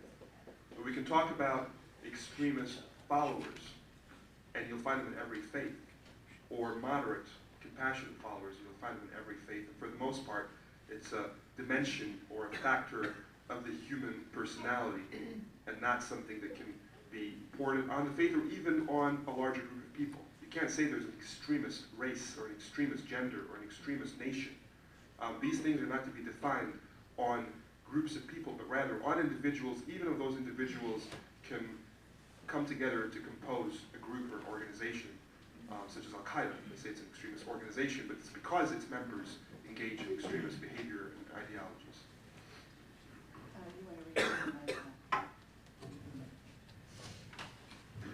There's another question for Mr. Rahab. You said jihad is a response to a physical threat. What about an ideological threat? Is that a threat to the individual or to the faith? Can you repeat that last point? What about the ideological threat?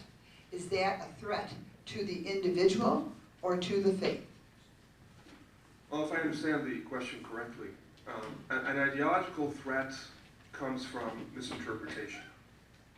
That someone has engaged in a perverse interpretation of the text, the only text that we have, the Quran, and therefore created, as a result of it, a spin-off, perverse ideology. That ideology becomes a threat to that faith community, no doubt. because it threatens to disrupt the original meanings and the practice and application of that faith. We depend on the knowledgeable, trained scholars of good character to interpret the text for the mainstream. And we question those who don't have the credentials or those who are not showing us scholarly rigor. And in Islam, we don't have such a construct as the church, meaning a specific organization that has the mandate to define and interpret the text for the people. We don't have a pope. We don't have a hierarchy.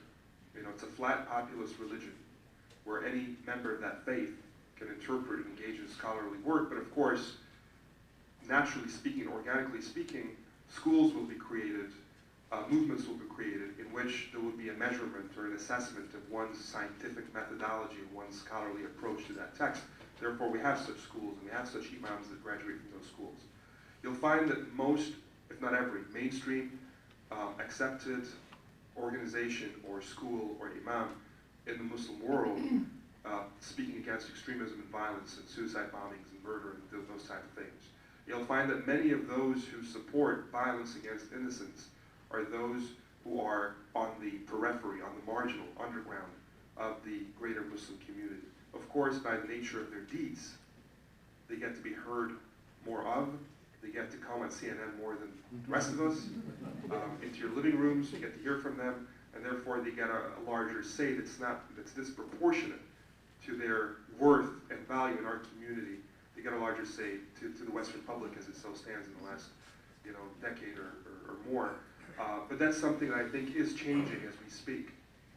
So an ideology, a perverse ideology, is a threat to the faith community. This is a question for Rabbi Polinsky. Why does Scripture is complicated? What is God trying to do with us by complicating Scripture?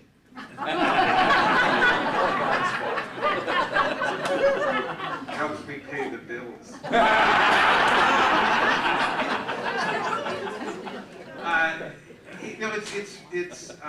Who asked that? I think it depends on the nature of how one understands it. It's an important question. It depends on the nature of how one understands the possibility of divine word, divine command, divine language. For Jewish tradition, that meant two things, of course, which are mutually contradictory. One is Ein Hamikra Yotzei El Midei Pshuto, that verses should really be understood in their contextual, plain, perhaps meaning. And number two, Shivim Panim LaTorah. There are 70, and 70 means multiple, as it's a number for multiplicity. 70 nations traditionally. So there are 70 faces to each word, each verse of the Torah, which means 70 possible interpretations. Now, that's a little bit tension exists with each other, but I think that's the nature of seeing Scripture, and particularly the Torah, the 5 books of Moses, although not exclusively that by any means, as seeing it as filled with meanings, and therefore not allowing, therefore the result is for Jewish tradition, not allowing for simplicity. And I think that's the nature of the biblical text. It's the nature of the biblical text that was not discovered by any means by biblical critics. It's the nature of the biblical text itself that it's filled with contradictions. And if you begin at the beginning and read Genesis chapter 1, for example, about creation of the world and human beings, and then you read Genesis chapter 2, for example, about the creation of the world and human beings, you're reading two different stories that I would argue fundamentally cannot be reconciled. That is the nature of a divine text. Or I would like to read it as that. That is the nature of the divine text that is aware of the complexity of human beings, the complexity of the world, as well as on some level the complexity of God. And so it can't be simple. Indeed, there are Jewish rabbinic midrashic traditions that picture when the world is to be created, the attribute of justice, saying, let the world be created exclusively through justice. The attribute of mercy comes and says, if it's only through justice people end up killing each other, let it be created through the attribute of mercy. Peace comes and said, let it be created through the attribute of peace. Truth comes and said, let it be created through the attribute of truth. Now, in one particular text, truth is cast into the ground, because you can't really have a world complete with just truth. It's complex, and even to the point, and this is another 2-hour talk, but I'll just give it to tantalize you so you'll invite me back. Justice was understood by Jewish tradition beyond the biblical text, but within rabbinic tradition, even justice was understood in its application to the world as being as well as to God, as being fundamentally unjust. And that justice means something beyond what we normally might associate justice to be. So that's the way Jewish tradition has read the biblical text, and therefore would argue very much against someone, or as I like to say, I'll put it this way, if you ask someone about what do Jews believe about, pick whatever topic you want, and you only get one answer, they're either don't know anything or they're lying. All right, the next question is for everyone. How can we recruit more adults to speak out in schools, churches, synagogues, and how can we get them encouraged to do this? Speak out about anything in particular? It doesn't say any particular thing, but I would imagine.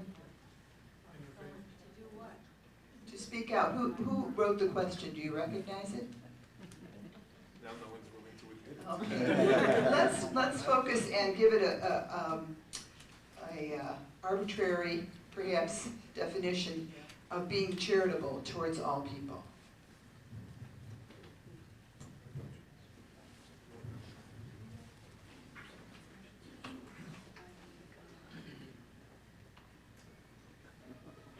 Thinking about this question, one of the things that I'm grateful for, especially over the past 10 years, is the number of people who have been recruited in order to speak out on behalf of Interfaith Harmony, on compassion for all people, in just a wide variety of settings. There weren't so many people who felt comfortable doing this kind of thing 20 years ago or 10 years ago. Certainly my experience 10 years ago, I had a class of new students studying Islam and Christian-Muslim relations. And after 9/11 happened, very, very quickly, in fact, within a month, they were all going out to congregations and giving talks to Christian congregations about Christian-Muslim relations. Well, boy, did they get trained in a big fat hurry. But this was multiplied, I think, throughout all of our communities. Certainly, there were many Muslim communities who trained Muslim young people to go and visit schools and to give introductions to Islam. Who are Muslims? How do they pray? These kinds of things. So this is something that has happened. Obviously, one needs to seek out those who are interested in hosting such people, and it does take some training and some getting comfortable, but I'm for the most part simply grateful that so many people have embraced this work. I don't have much to add to that because I think that really accurately describes it, except to say when I began my first job, which was when I was 25, just finished rabbinical school, and was at the University of Michigan working with Hillel, the Jewish Student Foundation there, and working with students. I said when issues became people, it got a lot more complicated. And I think that's exactly what you're talking about. It's how we encounter the other, and the other then just doesn't become the other, but it becomes someone with whom we engage, and also can begin to really ask difficult questions and probing questions of each other in a way that's done out of a sense of trust at the same time. And that's, I think that by and large has happened with the Jewish and the Christian communities. And we've been together longer in this country, so it's somewhat ahead of what's happening with the Jewish and the Muslim community. But it really is, I think, beginning to happen in important ways. You know, the first stage is everyone's polite. You know, well, I don't want to offend you and stuff like that, which is for the best of motives. But you have to get beyond that point where you build a relationship of trust, where you're willing, through the act of questioning, not declarative statements, but willing to take the risk of, through the act of questioning, and almost not worry about offending if it's asked as an open-ended question and you're willing to listen to the response. I believe that dialogue shatters the myths that silence creates. So I appreciate the spirit of the question, that more dialogue is needed. However, we need to be careful of what dialogue means. Dialogue means that we don't talk over each other or at each other, but to each other. And that's what's needed more of, quality dialogue, and not just the frequency of dialogue. And we also have a responsibility as the listeners, so to speak, or the audiences, to reach out. I mean, the reason why we're all here is because we're invited. So basically, if you want to hear more interfaith, invite more people of other faiths. And I say the same to Muslim audiences, hopefully, Christian audiences believe, Jewish and Christian audiences believe the same thing. It's a question of us reaching out to hear from others. Growing up in this country 20 years ago when I first came here, watching television, watching a show in which a Muslim issue is being tackled sometimes meant watching an anti-Muslim debate someone who is really anti-Muslim. And these were the two sides of the story. Muslims were not part of the conversation.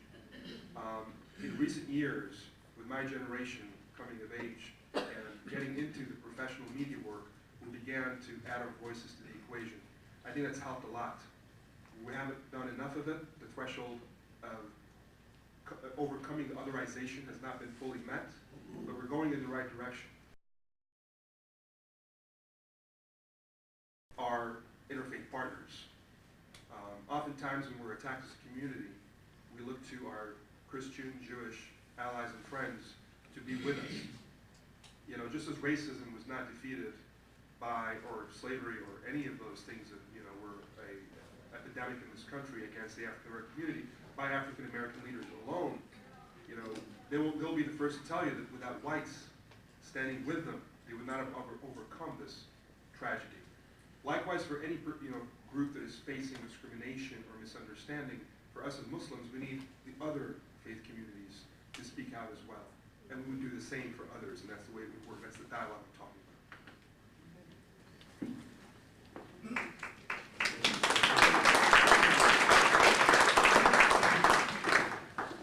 There's a question for you.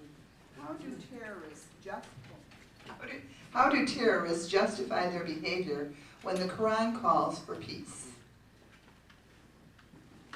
I imagine they would justify it by interpreting the texts that allude to war in a way that meets their purposes of being instigators of war and violence.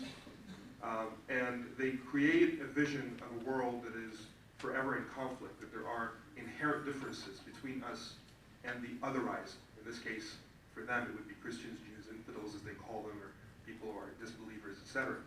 And that it is their religious duty to meet the will of God by overcoming those communities. To me, again, that goes fundamentally against the true teachings and beliefs of a Muslim. And my consolation is that they remain a minute minority. My concern is that they're effective and they're violent, and the effects of their evil work is great. One needs only to point to the 9/11 attacks as an example. But at the end of the day, the good news, as we sit today here, is that they're dwindling off, both in their organizational capacity, definitely in their ideological capacities. Again, suffice to point to the Arab Spring as an example of how different a world we're living in right now. And I had the privilege of being part of that, having arrived in Egypt 2 days before the revolution broke out. We remained in Cairo, originally Egyptian, until the president, Mubarak, former president, had left.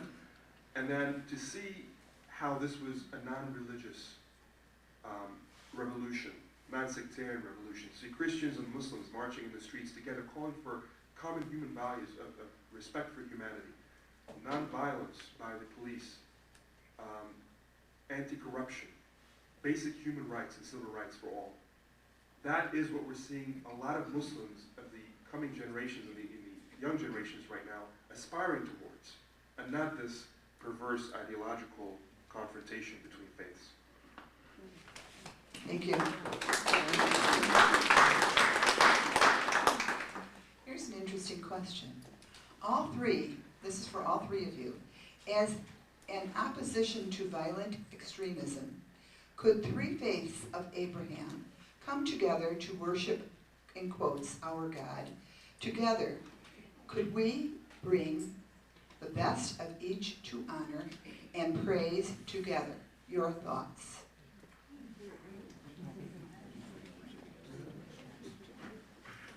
No.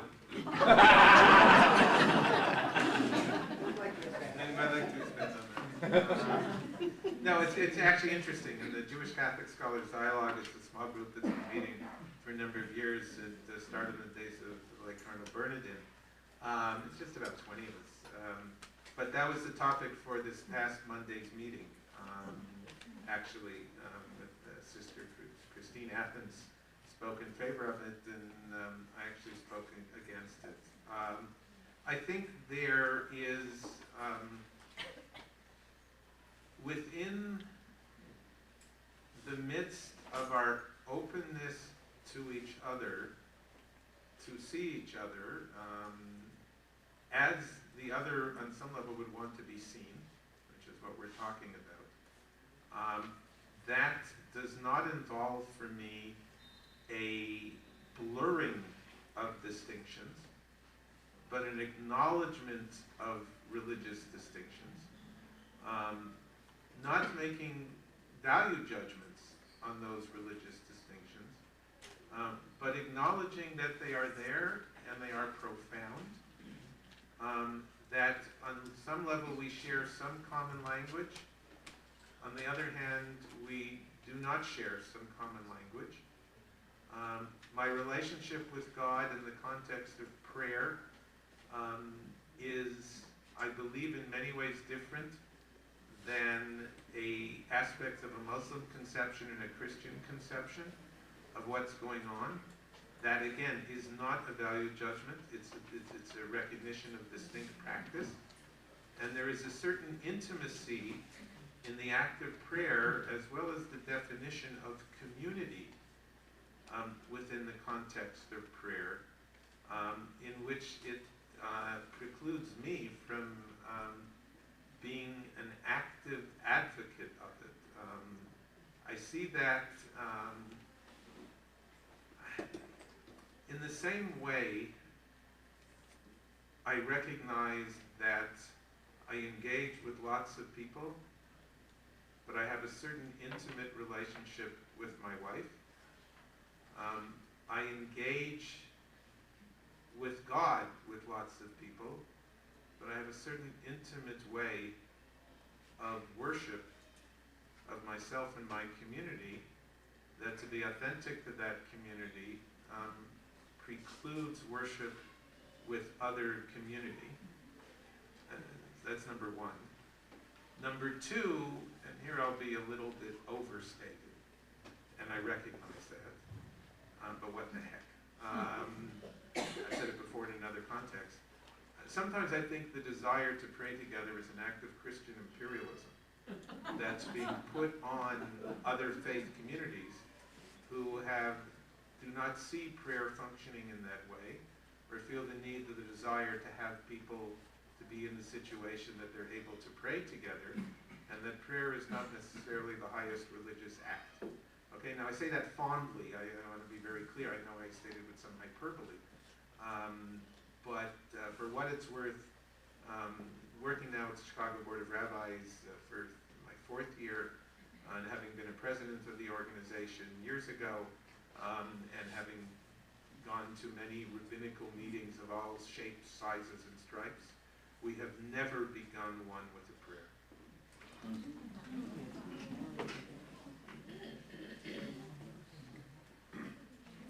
We may pray in the morning, but we don't begin meetings like that.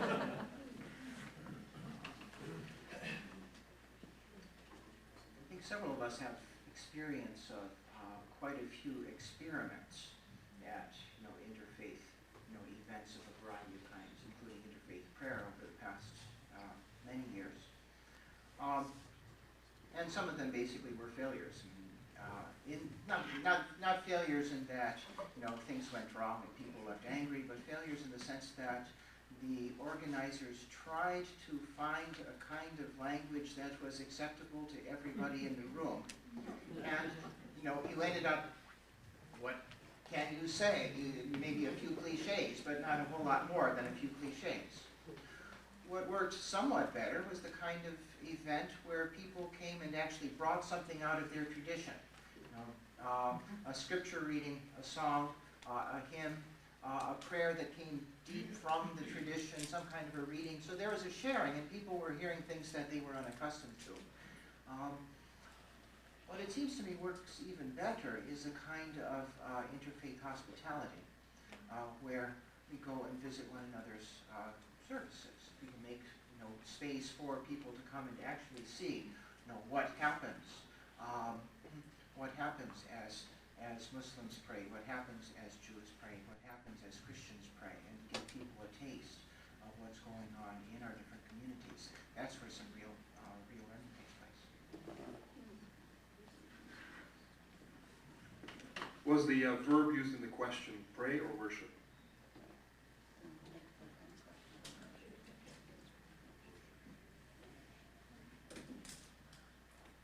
I'm hearing guesses from the audience. To worship, quote, yes. Worship. So then my answer would be yes. Because for a Muslim, prayer is one form of worship and not the only form of worship. Anything that a human being does, if they do it in righteousness, for the right reasons, in the way of God, can be deemed worship. For example, work. If I'm a construction worker, if I'm working with dignity and honesty and performing my job to help society and bring food to my children, that's a form of worship that I get rewards from God for, just as I would for prayer. Charitable work, communal work, talking to someone. If I talk to you with respect, and again, respect your humanity and dignity, that right there, just a conversation, is a form of worship for me. And so, absolutely, we can worship together. And more precisely, through projects of common good. For example, a charitable project, something like Peace Corps, in which Jews, Christians, and Muslims, it's a common organization for all three, where they all practice their traditions of charity together, going to Africa or Asia or whatever else, and doing that together, I think would be a wonderful idea. When I was in Turkey, go there a lot, I've been there 14 times. The first time I went there and visited the Hagia Sophia, I sort of had this vision or fantasy. As you may know, the Hagia Sophia is one of the oldest churches in the world. It was converted to a mosque by the conqueror of Istanbul, Sultan Mehmet, the first, the second. And with the Turkish secular state, it became a museum, so it's not to defend either religion. My vision or my fantasy is that it would become a temple for Christians, Muslims, and Jews.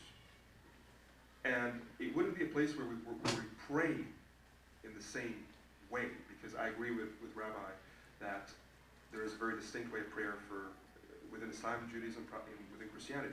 But rather, there would be different corners of that common temple in which we can pray in our own distinct way, and that would be a statement to the world that we can coexist in very close proximity in a very holy space and not have to be in conflict or in competition over such a space.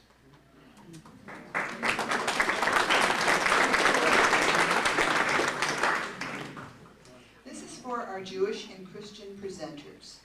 You both alluded to the referenced enemies. Would you speak to when a person moves from being a neighbor to being an enemy, And what, besides prayer, is acceptable when engaging the enemy?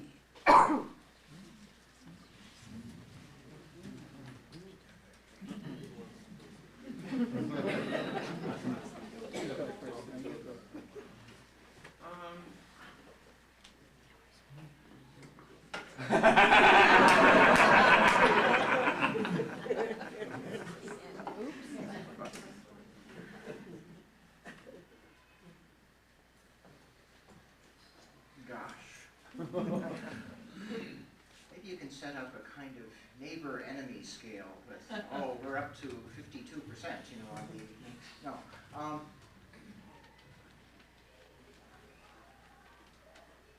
We all know that some of our neighbors are difficult, but that doesn't mean that they're enemies. I think that we need to be very careful in using that term enemy. Now, there may be people who are physically attacking us. Okay, that person is an enemy. In that case, what do you do? Well, certainly prayer is something that you do. Christians do take prayer very seriously, and that prayer on behalf of someone is one of the most important, good works that one can do on behalf of that person. But perhaps there are other things. Perhaps you can, can you contribute to that person's conversion? And this is the story that I told in my talk, the story of Saul, who became Paul, who was actually converted from being an enemy of the early Christian church to being its great missionary. And what happens there? How does that conversion take place? Certainly that is an act of love for that enemy. Rabbi Bileski, help me here.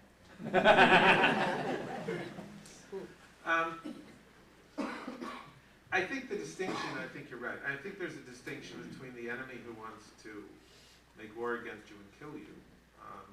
We're talking about a combat mortal enemy. There's certainly no command within the context of Jewish tradition and Judaism not to fight back.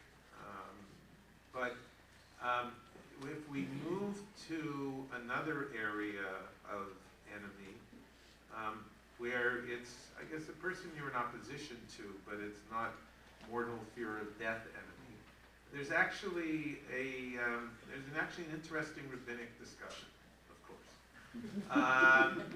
Twice, but once in Exodus and Deuteronomy, there's a discussion about encountering someone's ox along the way. And there's two encounters with the ox. In one case, someone is loading an ox. It's sort of on the ground in an okay way and being loaded with various things that the ox is to carry. And the second case is an ox that is struggling under its load. It's already loaded, but it's struggling under it. Okay? Now, in both cases, whether it's your friend's ox or your enemy's ox, you have to help the ox. Okay? Either loading it or if it's teetering. Okay? And you have these verses both in Exodus and Deuteronomy discussing this ox. Now, then you get the rabbis come, and of course they see it and have to ask a question. When you're loading an ox, the ox isn't suffering. It's just being loaded, but it needs help to get up, to carry the burdens. When an ox is teetering under its load, then it needs assistance, okay? Because it's teetering under load, you don't want it to collapse. From the point of view of the ox, which ox should you help first? What do you think? The teetering ox. Okay, so here comes the great, I love this ribbon. You come and you see two oxes. One is teetering under its load, and one needs help getting loaded up. The ox that's teetering under its load is your friend's ox. The one that needs help getting up is your enemy's ox. You got that? Now, from the point of view of the ox, which ox should you help first? The teetering ox. However, the rabbis say from the point of view of the human relationship, you should help your enemy's ox first. Because in helping your enemy's ox, you will appease his negative qualities and potentially transform that person into your friend. Okay, you got that? Now, it depends which vantage point you're dealing with. Eventually you help both oxes, but it depends which vantage point you're dealing with. Now, what I see taking place there is, by the way, I had a teacher who took this really seriously and would stop and assist people if they were changing their tires along the highway, and seeing that as a parallel to the ox problem. He then founded AAA and made a fortune. No, no, but it is true. He really took that seriously. He really took that seriously, which is a fascinating application. Now, what does this mean? It means that there's an awareness of, I'll stop. It means that there's an awareness of a mortal enemy. Then you don't worry about oxes, you worry about saving your life. But someone with whom you have a conflict, and that type of enemy, someone with whom you have a conflict, say, within either your own community or the broader society, then whatever you can do to appease that anger that the enemy has and move it to a potential bond of friendship is what you really should be doing and try to do. And that becomes sort of the way to go. But still with the recognition, sometimes people are out to kill you. The moral action there is to kill them first. Okay. Here's a question for Ahmed. You stated you send out press releases supporting moderation and condemning terrorism. Don't they, the media or printer, and print or relay these press releases to other outlets?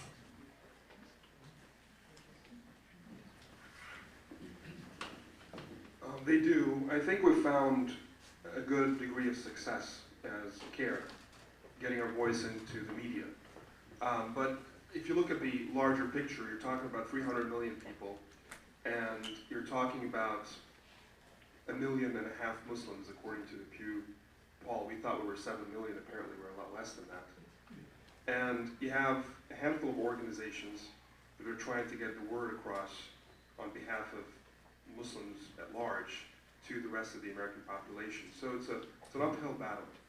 And even if you were to get quoted, be in a paper or two or on a news outlet or two, but it wouldn't be at the same level of omnipresence that unfortunately, a bomb being, going off somewhere in the world is going to get all across the media.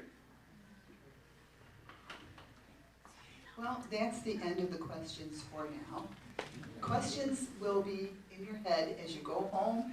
Questions will be in your conversations with others as you talk with them about what you've heard and listened to today. And think about those questions. Try to find the answers for them if you don't have them. There's references throughout our worlds that you can go to. And I really appreciate your attention today to these questions.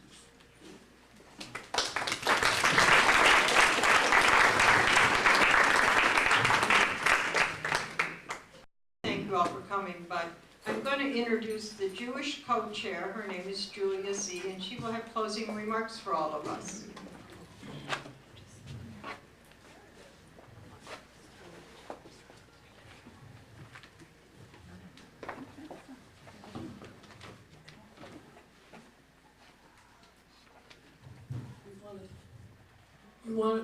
Can you hear me with this? Yeah. Yeah.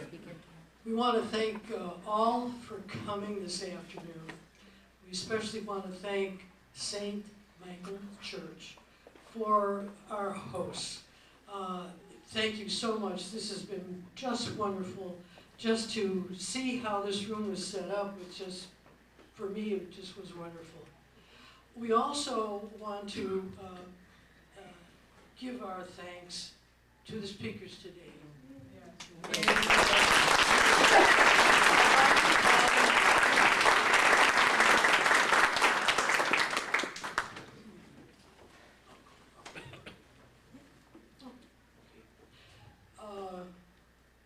Mr. Ahmed Rehab.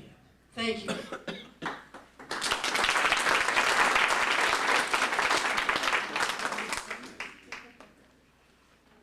Rabbi Michael Belinsky.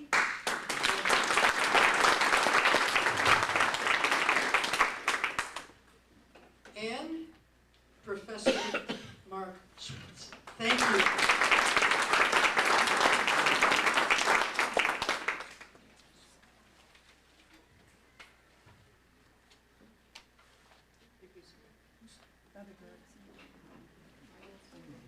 Okay. Why don't you give it to Betty? Come on, Betty. Betty, our wonderful moderator.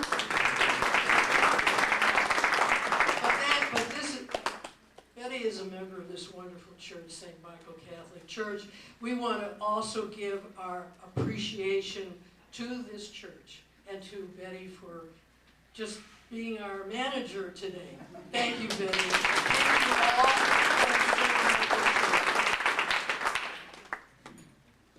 I would like to leave you with this thought. When justice lives within us, when love evokes a willing sacrifice from us, when to the last full measure of selfless devotion, we demonstrate our belief in the ultimate triumph of truth and righteousness, then goodness will enter our lives, and we then begin to change the world. Peace to everyone. Thank you for being here again.